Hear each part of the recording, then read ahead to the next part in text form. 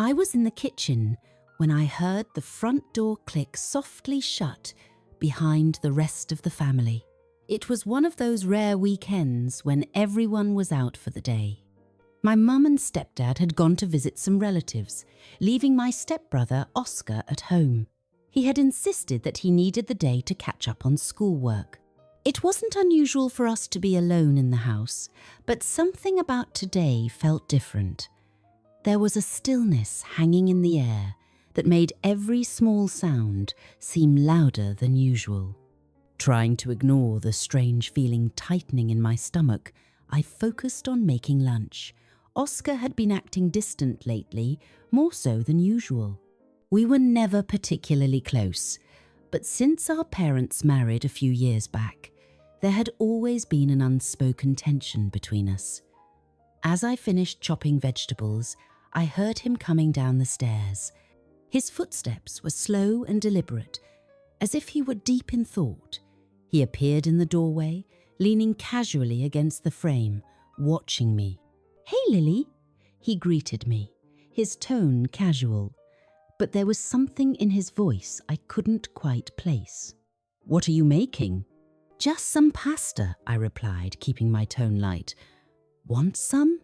"Yeah, sure," he answered, but instead of wandering off like he usually would, he stayed, his eyes fixed on me with an expression I couldn't fully read.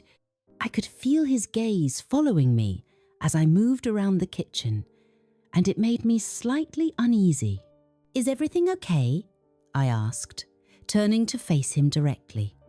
He had that same look in his eyes, the one I had noticed in recent weeks, but had never dared to question. "Yeah, why?" he replied with a slight smirk, though his eyes were serious. "You seem a little on edge," I said, trying to sound casual. "I'm fine," I replied, forcing a casual tone, turning back to the food. But suddenly he walked over to the counter, standing closer than I was comfortable with. The scent of his cologne was overpowering in the small space between us. "You know," he started, his voice lowering slightly, "it's just the two of us here today." He paused, and I didn't dare meet his gaze. No parents, no interruptions. I swallowed, my pulse quickening.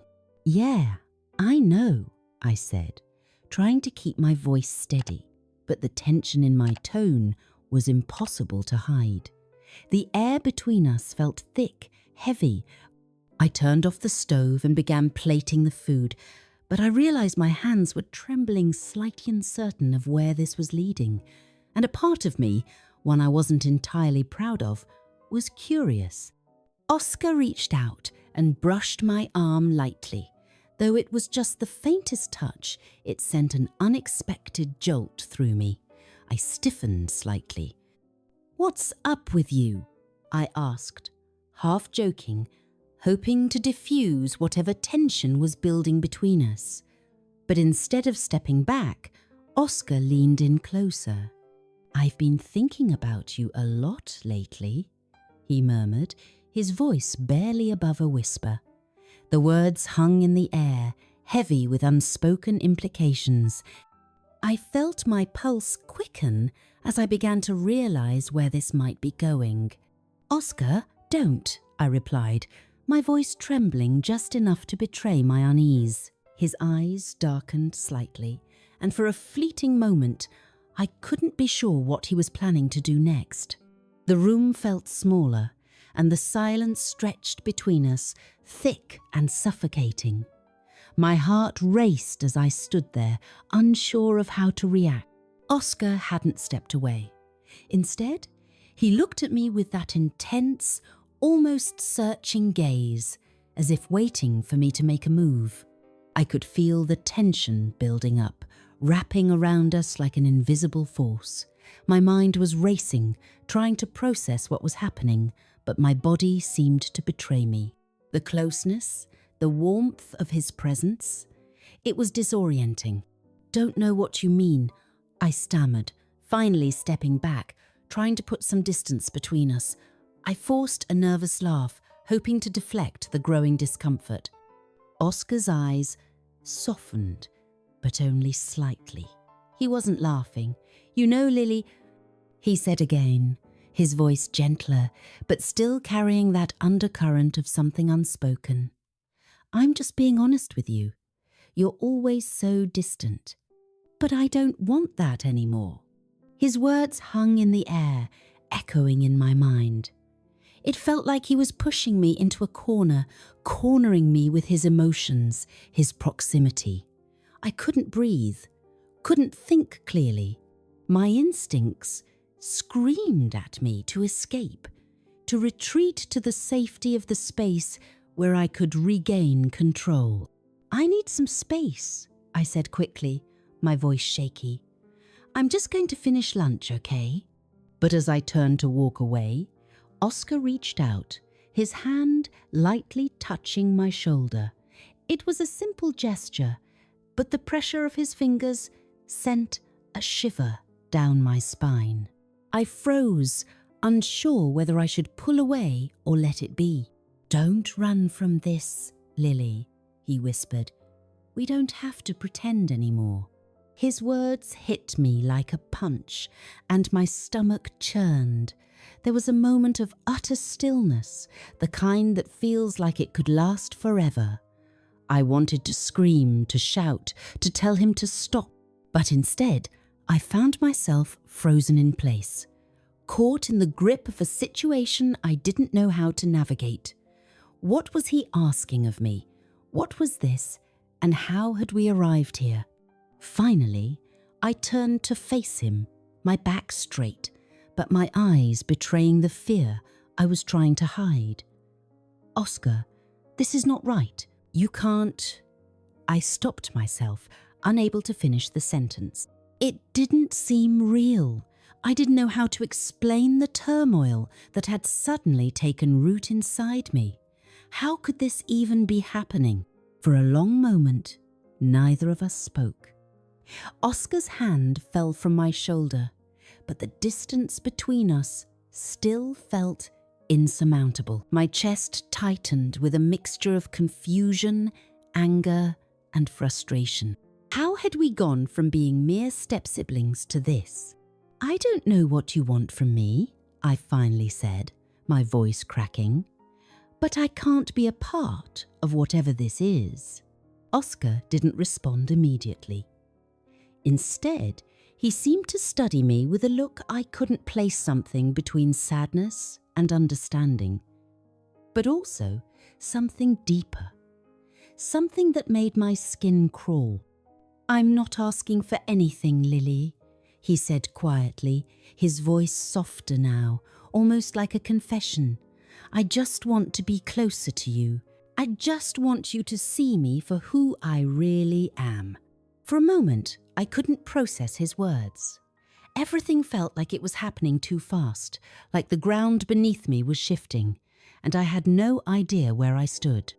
I was so overwhelmed by what was unfolding that I couldn't think straight.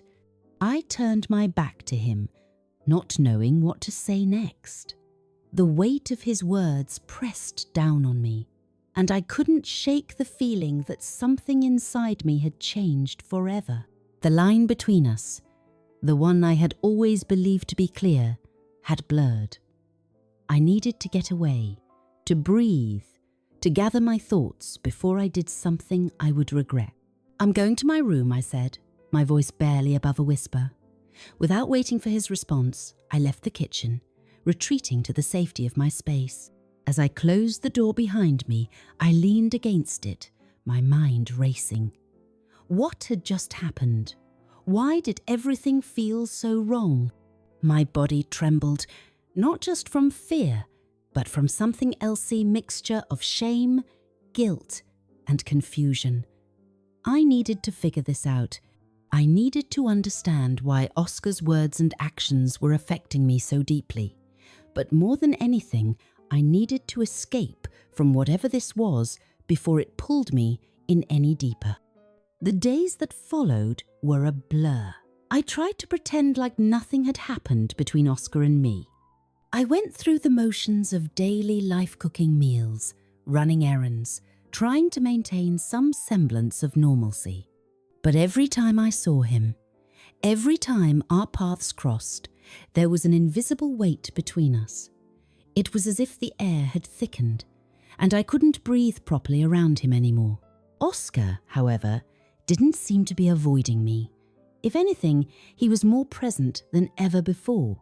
He would find excuses to talk to me, to sit close to me. And with every word he spoke, every glance, it felt like he was trying to pull me back into his orbit. It was unnerving. I couldn't escape the tension. It followed me everywhere.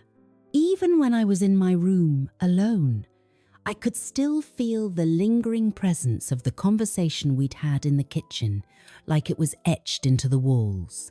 I couldn't stop replaying it in my mind, his words, the look in his eyes. They haunted me. One evening, as I sat reading on the couch, I heard the familiar sound of footsteps behind me. I didn't even need to turn around to know it was Oscar. It was almost like I could sense him before he was even in the room. Lily. His voice broke the silence, low and hesitant. I didn't respond right away, but I knew he was standing just behind me, close enough that I could feel his presence. I turned my head slightly, just enough to catch a glimpse of him from the corner of my eye. He looked different, more serious, as though he had something on his mind. "Oscar, what do you want?" I asked, trying to keep my voice steady. I didn't want him to see how much he was affecting me. He didn't answer immediately. Instead, he took a step closer, and I could hear his breath catching in his throat. "I can't stop thinking about you," he said softly, almost too quietly for me to hear. The words sent a jolt through me, sharp and electric. I tensed, the air between us thick with unspoken emotion. I wanted to tell him to leave, to stop saying things that made my stomach churn with confusion and fear. But instead, I sat frozen, unable to move or speak. "I don't know what's going on between us, but I can't ignore it anymore," he continued. "I need to know if you feel it too." I felt like the ground had been ripped out from under me. This wasn't something I could ignore, wasn't something I could just brush off.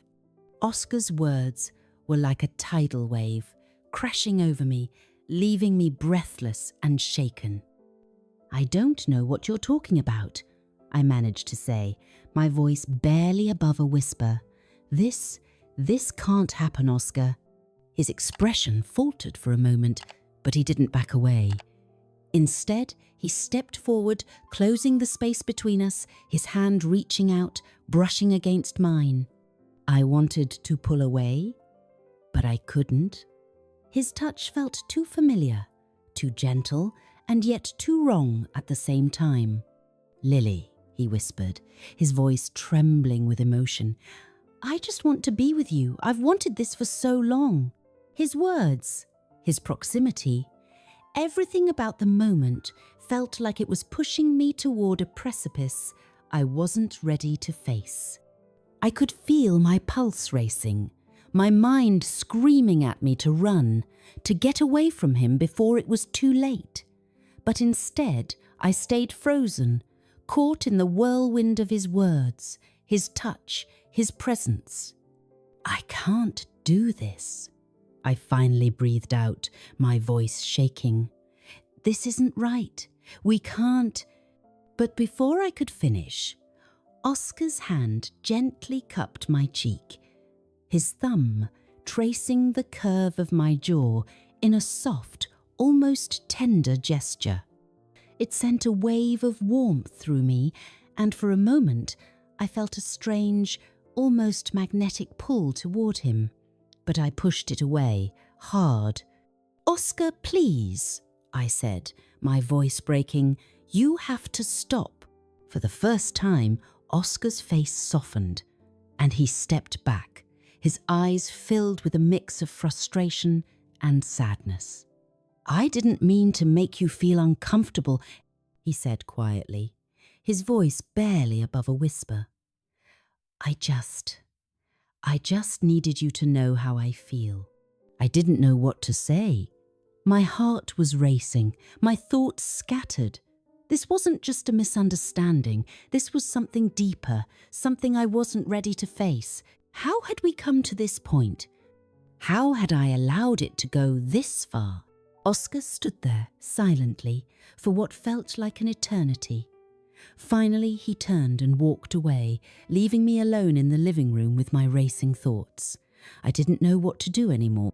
I felt trapped, caught between the pull of his words and the fear that everything was about to spiral out of control. I needed space. I needed to think, to breathe, to figure out how to fix this before it was too late. But I knew deep down that the line between us had already been crossed. I didn't know how to undo what had already been done.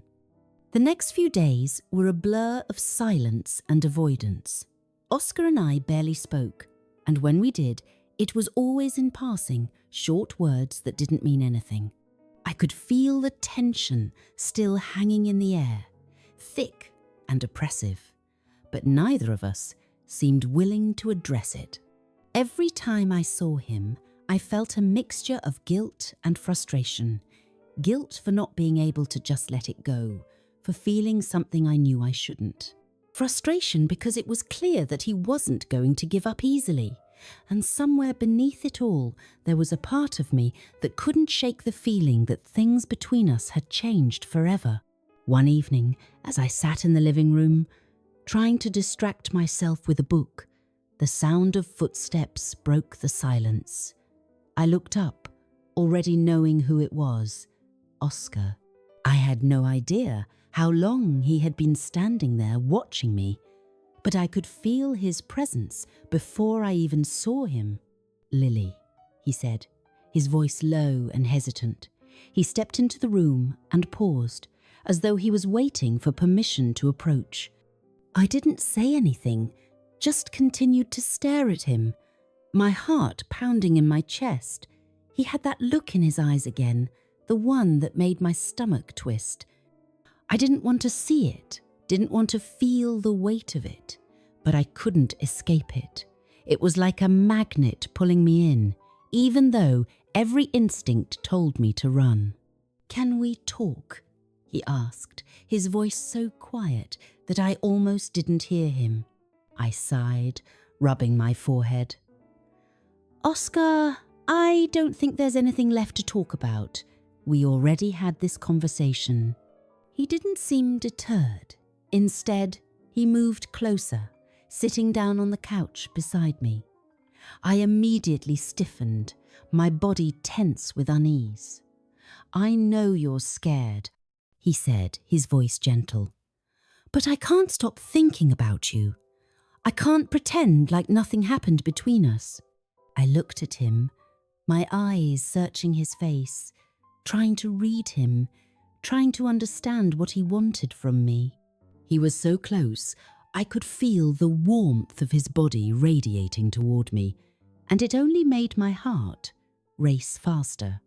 "I can't do this," I whispered, though I wasn't sure if I was trying to convince him or myself. "I don't want to hurt anyone. I don't want to make things worse." Oscar's eyes softened, but his gaze didn't waver. "I never meant to make you feel this way," he said quietly, "but I can't ignore what's between us. I need you to see it too." His words hung in the air like a challenge, and for a moment, I felt a rush of emotions flood over me. There was anger at myself for letting things go this far, for allowing myself to feel something I knew wasn't right. There was confusion, so much of it, as if my mind and heart were at war with each other. And then there was fear, the kind that settled deep in my chest, suffocating me. I didn't want to lose control, but I didn't know how to regain it either. "I don't know what you want from me," I said, my voice trembling. "I'm not ready for this. I can't be the person you want me to be." Oscar didn't pull away. Instead, he reached out, his hand hovering near mine, unsure whether to touch me. I could see the conflict in his eyes, the desperation. "Lily, I just need you to trust me." I recoiled slightly, the words hitting me like a slap. Trust.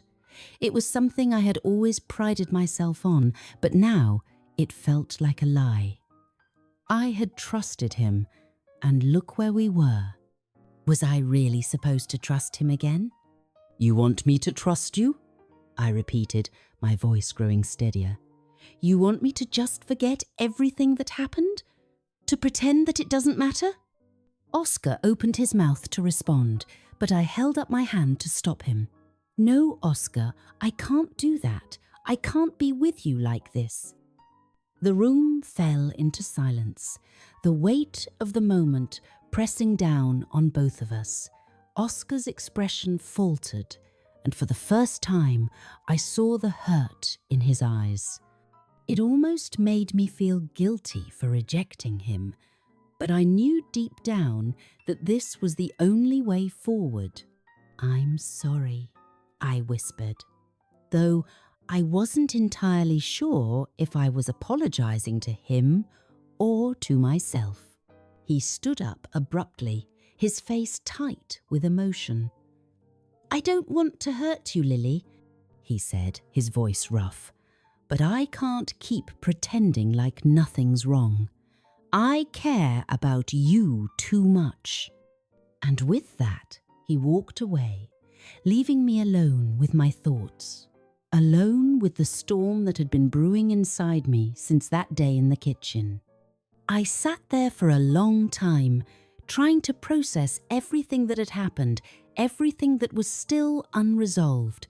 But no matter how much I tried, I couldn't escape the feeling that this was just the beginning. There were more decisions to make, more consequences to face. And the hardest part?